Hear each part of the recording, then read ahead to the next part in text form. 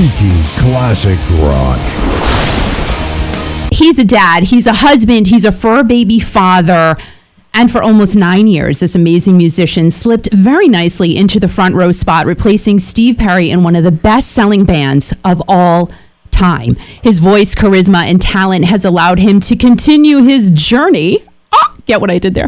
Right through today. New music, new projects, and his own band have kept him very, very busy. So excited to have the guy that everyone loves to love, right? Everyone loves to love you, Steve AUGERI. Wow. It's quite a build-up, and I only hope I'm not worthy of it, but I'll take it. Thank you very much. Oh, you're totally worthy of it. I mean, but now, Steve, when you hear Steve AUGERI, lead singer of one of the best-selling bands of all time, like today, how many years later, does that still kind of give you goosebumps, or you know what? Well, I'll be honest with you. When I was actually still in the band, I had extreme goosebumps. Now it gives me a rise. Of course, it's a moment. I don't want to be too proud, but it's a proud moment. And yes, it's a good feeling. It's a feel-good experience. I don't have to tell you that. I've always said that it was a miracle. It was a dream come true, and that's anybody really wants to do is chase their dreams. And sometimes you take a swing at it and you hit the ball, and you get to run the bases. Very, very fortunate, man, for real. And we're glad we got to be a part of that, and we're still a part of it along the ride with you. And now virtually, everybody's doing everything virtually now. And I see that you and the guys did get together not too long ago for a rehearsal. You were socially distant. Everything was good.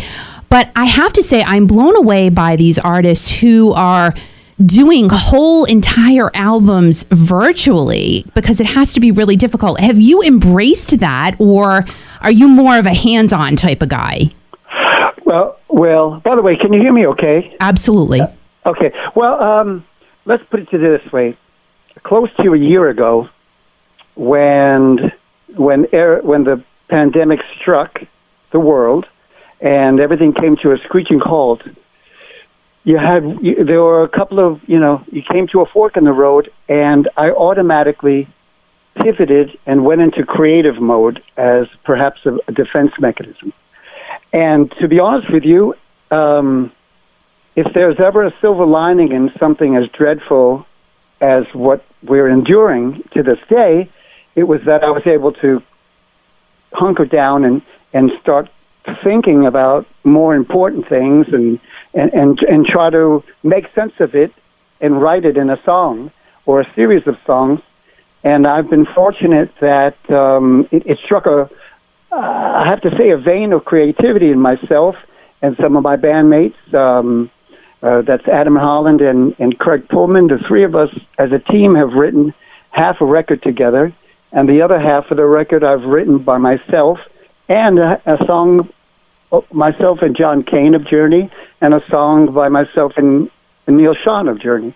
So it's going to have a nice representation, a nice... anyway, the point is, I had to pivot and went in the writing direction, which I haven't had that opportunity to do in quite some time because we've been out playing. And so now it's a good thing, and it got a lot of things off my chest.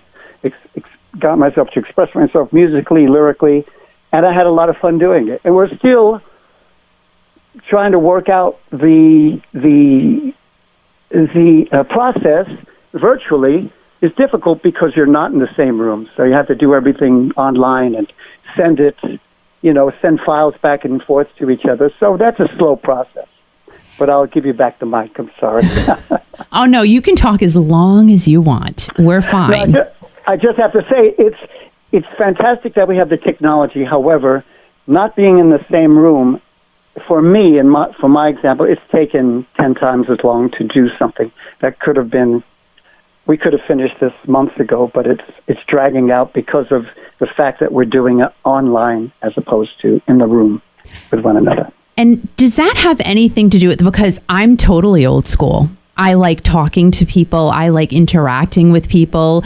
I mean, I love this whole virtual thing, but does it have anything to do with, hey, you learned one way? And like you said, the word of the year, definitely, the word of this year is going to be pivot as well. I've heard that word so many times over and over again. Sure. But with pivoting comes accepting. So, and adapting. Yeah, you have to be open to new things. And, it's funny that you mentioned something about just the mere fact that I could FaceTime my mix engineer by the name of Steve Mandel of a wonderful band in Nashville by the name of Six Wire. He's mixing for me currently. And just to get on FaceTime with him is such a joy because there's an interaction between another human being, and you could see them. And so and I get a charge, and I look forward to those silly meetings where we go over mixes and say, let's improve this and let's fix this and lower the guitar and raise the castanets or whatever, Right. Absolutely. Well, that's great. I mean, at least you've accepted that, because again, no choice. We have no choice. We've got cards dealt to us, and we either fold or we work with them. And that goes for everybody in every walk of life. It's a challenge. We've all been put to the test. And by golly, we're going to rise to it. Rise above. Yes, we will. We will. Absolutely. And now you just started another project with Bad Penny. And I will say that they are, from the paper that I got, a quote unquote really cool lockdown project that draws on the influences of classic rock and metal. And as of July of last year, you became a part of it. Now, originator, extraordinary guitarist and songwriter Mike Holtzman, Jules Rodino, who's drummer for Blue Oyster Cult, and Danny Miranda, who played bass with Queen and Paul Rogers. Hello, not too shabby. Now, tomorrow, you guys are releasing your brand new song from Bad Penny with you on lead, and it's called Lose Yourself. Tell us how you got connected with this other project. Yeah, well, yes, just to correct you, my dear, it's called Lose Myself. And I'm sorry. No, don't be silly. And just, by a stroke of luck, I received a phone call one day, and Mike Holtzman introduced himself to me, and we struck up a conversation and a relationship, and one thing led to another, and I listened to some of his music, and I absolutely loved it. And so the project for me is more of a labor of love as opposed to anything commercially viable. Or it was just a joy to sing his lyrics. He's a wonderful writer. Apart from being a songwriter and a guitar player, he's a wonderful literary writer, and a very sweet man. So I was happy to join their project, and I'm like the lighter side of Sears for them. They've got some wonderful songs. Their first single was Voices in My Head, and the second was The Mirror Lies, and Mr. Todd Latore of Queensryche, he sings them, and this man has a voice beyond voices. He can sing. He can sing unbelievably and with the strength of a lion. So I take on the other side of the musical spectrum. What do you mean by that? I sing the love song. So you give us the ballad. Steve's a lover, not a fighter. Oh, I'm sure everybody would agree with that. That's for sure. But you're kind of a fighter because we love when you sing the powerful songs too and the fun, uplifting songs. So you got that fight in you too, for sure. Yeah, oh, for sure. Listen, nowadays, you have to have some fight in you to get through 2020. So if we're all still standing, we either have world champion belts. We're wearing world champion belts or boxing gloves, or we've done it. We're getting by. We're gonna. So yes, so Bad Penny. It's a great project. Mike's a wonderful guy. The guys are all ridiculous players, and it's just great to be part of this project. And they're releasing officially. The song is released tomorrow. Lose Myself. However, today Mike was kind enough to let us get a sneak peek of it and preview it here on Kiki.fm. Unbelievable. Oh, I think that's Lose Myself by Bad Penny. Lose myself. I'm going to say that 25 times in my sleep tonight and then hit myself in the head. But anyway. Oh, sorry. Lose. Don't even think. No. Lose Myself. Amazing. And you said it's been in the works for a few years. Mike wrote it on piano and you flew in cellos. Tell us about that. Well, again, getting back to the recording process today, when you can no longer walk into a studio and make yourself a bad cup of coffee and sit down and chat with the assistant engineer and, how's the weather, get me a sandwich. Now it's all done by email and text and phone.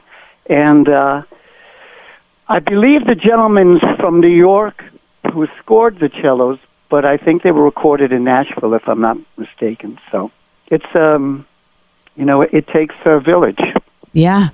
I mean, the good thing is, though, I think about doing everything digitally. I'm not a musician, but you get it done faster. If you want something done within 24 hours, even less sometimes, I would think it's done.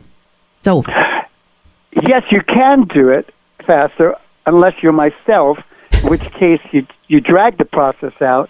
And if, not to say a perfectionist, but to the point where you're neurotic, like a neurotic. I get it. You work, and eventually you have to cut it loose and release it. So we're getting to that point soon where we'll do some more music by myself in my new record. And anyway, so that's Bad Penny, and I want to give a big shout out to Mike Holtzman, and the guys in Bad Penny, and I'm glad to be a part of this beautiful little project of theirs. Well, definitely classic Steve Augeri vocals. Beautiful. And it will be available on all the streaming sites tomorrow, as well as all the download sites. So, if you guys liked it, please give it a shot tomorrow and give it a listen again and again and again and again. Absolutely. Stream the heck out of it. Just keep streaming it. Now, there's also another project you are involved in, Six Wire, and some of the artists who have also been a part of that include Don Felder of the Eagles, John Elefante of Kansas, Tom Johnston of the Doobies. Like, how hard is it to stay focused when you're involved with different things? And do you sometimes say, you know what, I got to just do one thing at a time? Well, the Six Wire guys, that is a terrific situation for me, because when I'm not out playing and doing the Steve Augeri Band, on occasion I'm asked to be a guest vocalist with these amazing band, and these Nashville guys have worked with the cream of a crop of country music, and I don't even want to start dropping names, but you pick the top 10 artists, and I bet you they've played with them and continue to. However, they are wonderful to play with, and I get an opportunity to work with them. Mainly, I do a lot of wonderful St. Jude benefits with them, and they raise funds for St. Jude's, and nice. I personally do about 3 or so a year with them. And we do this one particular one down in Palm Springs called the Warburton. I think it's Patrick Warburton, who used to be Putty in the Seinfeld sitcom. Oh, yeah. He used to paint himself, wonderful comedic actor. So he does a wonderful thing for the St. Jude people. Nice. Anyway, long story short is that's how I met these folks, and we've kept the relationship going, and I get a chance to play with some wonderful guys and meet some other artists along the way, like you, as you mentioned. Which is great. I mean, and Nashville seems to be the epicenter now of everything. It sure is. However, Rhode Island is the epicenter of, I know you guys have a nice big Italian population there. Yeah, and I know you've got, I was just, I was thinking about Danny Miranda and Jules Rodino, and I was thinking of Todd LaTorre, and I was thinking Steve Augeri, and I was thinking Mike likes to work with a lot of Italians, and I know you guys get some great Italian food up in Providence. Oh, yeah. Big thing. Well, the new year brought the fact that I probably I don't even want to mention how many pounds I gained, but thank God for my my saintly and guardian angel wife. She's put me on a diet. I've lost so much weight, but all I do is dream about food, and I'm thinking about bagels and Italian food and pizza, and that's, I don't know why. It's just, I don't know why I'm talking about it, but it's just, because it's obviously great Italian food. It's on your mind. Have you ever eaten up on the hill in Providence? Not that I recall, no. But I have in Little Italy in Boston. Mm-hmm. And they've got some great restaurants there, too. Oh, they sure do. Shout out to all my New England people. We love it. We love it. I love you guys. I love that region of the country. It's, you've got, just give me some of that great, fry that fish. Fry it and give it to me. All right. So obviously you've been on a diet for a while because you're just talking about food. You're loving the food. If it ain't fried, it ain't food. Oh, my God. So is the last time you were here in this area when you were in Massachusetts, is that the last time you were in New England? Yeah, and I think we had some of the greatest seafood I could remember. Yeah. We do have That's pretty what good. I think of. Yeah, we That's do what have I pretty think. good. You've got Plymouth Rock. Yes. And then you've got fried oysters and fried steamers. Mm-hmm. Yeah, you guys can't get steamers anywhere else in the country. So really, those in California don't know what's. You tell them what's a steamer, they don't know. They don't have a clue. So, what are you eating nowadays? Now that you're on a diet, No sugar. If it's got sugar, I run the other way. Oh, I'm sorry. Yeah. I'm sorry for you. But I feel great, and I look better when I see myself in the mirror. I don't run away, so.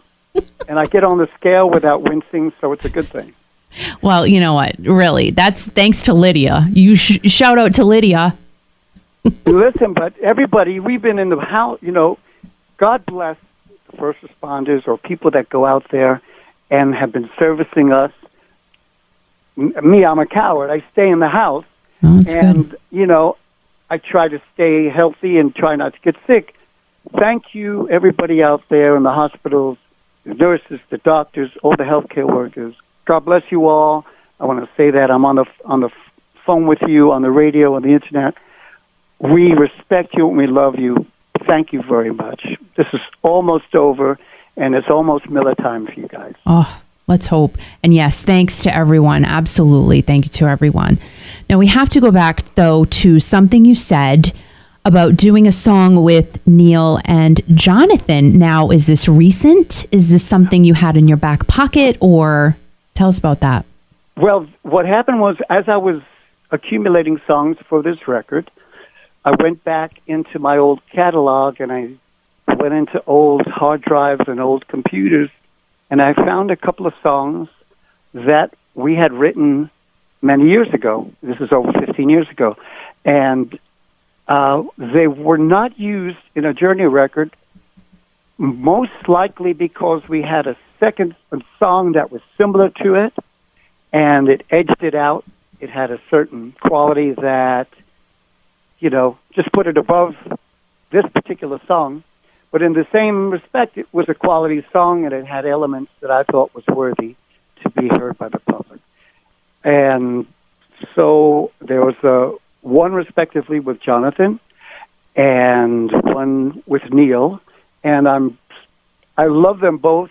I'm so proud of them. I think folks are going to immediately hear the influences, but I had the opportunity to give it my spin, my production, the Steve AUGERI spin and production, and it's got my personality, but the bones and the foundation were created by both myself and, again, respectively, either with Neil Sean or Jonathan Kane, two of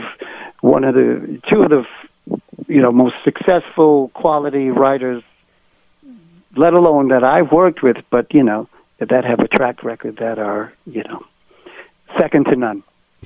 Absolutely. And do you have any other songs hiding as well, like from back in the day? I sure do. But you know what? We'll let them trickle out. I think we won't. We've got to put out what we've got. I mean, I'm just really proud of the.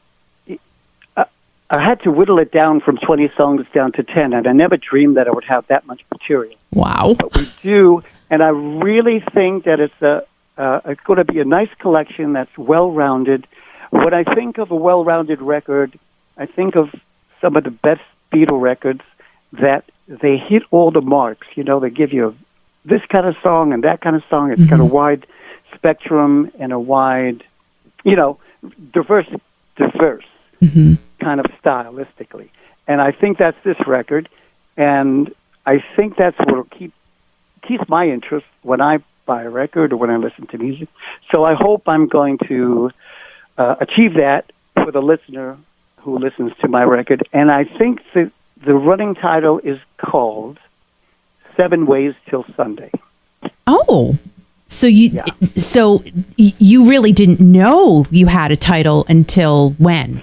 Well, until we wrote a song called 7 Ways Till Sunday, and the more the time has gone by, and I've been beating my head against a rock trying to think of a title, it's been right there, right in front of my face, that I think that's the title, and I think that's what we're going to go with. And isn't that what happens, though, when you're being creative and you go, my gosh, that was right in front of me the entire time, and I didn't know, until something hits you over the head and says, oh, there it is. Do you know what? That's the way life is. Mm-hmm. And which brings me to, I'd like to take advantage of this time with you and your listeners and all my friends out there and this audience of yours, if I may inconvenience you, I'd like to share one more song with you, if I may. Absolutely, as long as you're not done talking to me. No, and I'd want to just say the song is, it's kind of about what you just mentioned. It's about something that's right there in front of your face, or something that we take for granted. And, we may be seeking high and low and looking for something, and there it is right in front of your face. And so, if I may, I'd like to introduce to you, also for the first time, and afterwards, I'd like to tell you about it a little bit afterwards. Absolutely. Because I had I have a great guest artist on it. This is, for the first time, on Kiki.fm. Love it. Everyone loves it. Just saying. Oh, that's exciting. Yeah, people are loving it. They're happy. The comments. Let's see. Love this, Steve. Thank you for sharing with us. This is a great song. I love it. Thanks, Steve. Great song. LOL, my cat hopped on my keyboard. I mean, that's, you get a Steve AUGERI song and your cat hops on your keyboard. There's nothing like that. You know you're doing okay when the cat jumps on the computer. Absolutely. So everybody's loving this, Steve. I want to give a big shout out to David Friedman, Atlanta's own, of the wonderful band, the Yacht Rock Review. David joined me on saxophone. Wow. And he did such an amazing job. And I want to give him a big hug and a virtual hug and a kiss out to our folks in Atlanta. Nice. And thank you for letting me borrow David. Those are the Yacht Rock Review guys out there, my friends out in Atlanta. Oh, cool. Oh, cool. That's so neat. Now, so what was the inspiration for this song? Well, I swear I remember driving in Los Angeles, and it came to me as I was driving my car. That's funny about writing. A lot of the record I wrote in my sleep, in my dreams. I woke up and I quickly jotted it down or put it down on a tape recorder or,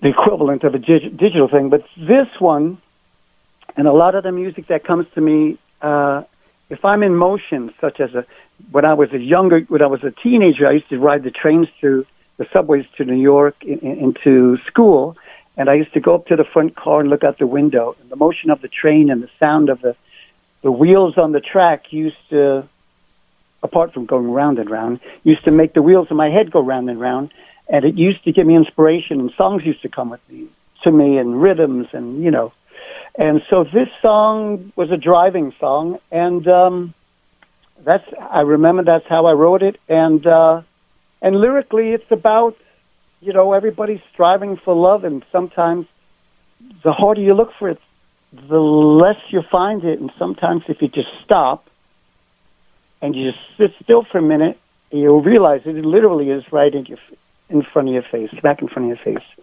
So that's what it's about. So now that we're on the love track, love train, how did you meet Lydia? 35 years married, guys, right? 35 years? Love train, Lydia, yes. No, actually, I don't know the precise year. Don't hold me to that. So I cannot say yes. I cannot neither deny or agree. But the point is, we actually met her sister. I knew her sister prior, her younger sister, from back in the day. We used to like the Lords of Flatbush. We were the Lords of 18th Avenue in Bensonhurst, Brooklyn, and we would hang out at a Burger King on the corner of the Burger King at 66th Street and 18th Avenue in Bensonhurst, Brooklyn. And I knew her sister and her friend. And one day, my band, my young band, we were called Thor. It was a 3-piece band. I played guitar and sang. And her sister and her friend brought down Lydia. And that's when I first met her. She came into a rehearsal of mine, but I didn't see her till quite some time afterwards. And then I was working at a nightclub as a light man with my dear best friend, Jim Florio. And there was no one in the club, but she walked in with her friend. And that's when love at second sight, perhaps. But it was like a bolt of lightning. Boom! Just Shazam! And I was done for. I was hook, line, and sinker. She had me. That is so cute. That's the truth. It's a fact. Now, did she start... All right, when you first met her, you were in a band, but when did the traveling start? Because Tall Stories and Taiketo and everything, did she ever go with you on the road at that point? That didn't happen until Journey, because there was a budget, or at least I was able to afford it. But before that, back in 1984, I think was the first time I really did any serious traveling. I went to Europe with the Michael Schenker Band, and I went and I did some traveling here in the United States as the background vocalist. And I don't know if this is the right thing to say. Say it. On the radio. We love it. Do it. I don't know. I'm pretty sure it was this time. I came home one day and I had missed her so much, and we hadn't seen so much, and there was one of those moments where my son was conceived. It was just one of those knock down the door and knock off all the furniture and run to each other, and it was beautiful. So, and then we have a beautiful boy to remind us of that wonderful moment. That's a good story, man. You need to write a song about that one. That's a good one. You're right about that. I should jot that down. You got to drop it. You got to drop it. And Adam just celebrated his birthday, Holy Crow, and Adam gets to go out on the road with Dad, and it's so cool. Whenever I see you post, well, when you guys were on the road, and I would see you post pictures with your son, I'm like, oh my gosh, he's so proud to have his son alongside of him. What was it like that very first show that Adam played with you? Well, first of all, let me just give a back up just a little bit. All right. A big shout out to Gerard Zappa, our bassist. Big shout out to Craig Pullman, our keyboards. Woo! A big shout out to Adam Holland, who, by the way, shares a birthday with me. So happy birthday to you. Oh, that's right. Happy birthday, Adam. I and FDR share January 30th. But since the inception of the Steve Augeri Band, we've had some of the greatest drummers that I've ever played with. It's always a joy to play with different people, but we've had a bit of a revolving door. It's kind of a Spinal Tap thing where I'm glad they don't self-explode. What do they call it when they self-explode? Well, anyway, they don't blow up on the drum sheets. They just don't come back. I don't know. Combust. The combustion thing. No, but they just yes, so they come back and they have a revolving door policy. But there was one time where we were working with one of these great drummers, Tobias Ralph, who works often with Adrian Ballou. But Adrian would call him away very often, and same thing with a fellow by the name of Steve Murphy, who's also a brilliant drummer, and they would always get called away to do other shows. So my son turned to me and said, "Hey, Dad, let me come, give me a shot." And I automatically froze and thought, well, this could go either absolutely fantastic or it could go horribly wrong and he'll never speak to me again if things don't work out. Right. So unbeknownst to me, he had been learning the repertoire. Oh, my gosh. I said, well, I'll tell you what, before we go and rehearse with the boys, the guys in the band, let's just you and I get together. And we did just that. And I was just astonished to think that he had come from the screamo, heavy double bass pedal speed metal, and he got into this whole new persona on drums. He became a Steve Smith disciple of Steve Smith, which is not easy. No. So that he's a changeling, and he did that, and he succeeded, and he proved himself to me. So I brought the guys in to a rehearsal, and they were all as surprised and excited as I was. So we kept it all in the family, and it's a joy because I don't have to carry as much luggage. I can ask them to carry the heavy bags because I'm a terrible packer. I can't just pack what I need. I pack 3 times as much as I need. So thank goodness Adam is there to carry your bag and then play the drums, I mean. Oh, yeah. First and foremost, carry my bags to then play the drum. Thanks, Dad. That's great. He's saving Dad. Dad's not getting any older. Come on now. So, but that first show that he played with you, did he just get up there and blow you away on that stage? He nailed it. He nailed it. We did a couple of shows here in the States. Then we went and did 3 big shows in Chile. And, we played the first show with him was an arena in Chile, and it was just, what an experience for him. I was living through his eyes, precariously through his eyes, and reliving my first couple of, experiences in that, which are mind-blowing when you go from playing a nightclub to an arena.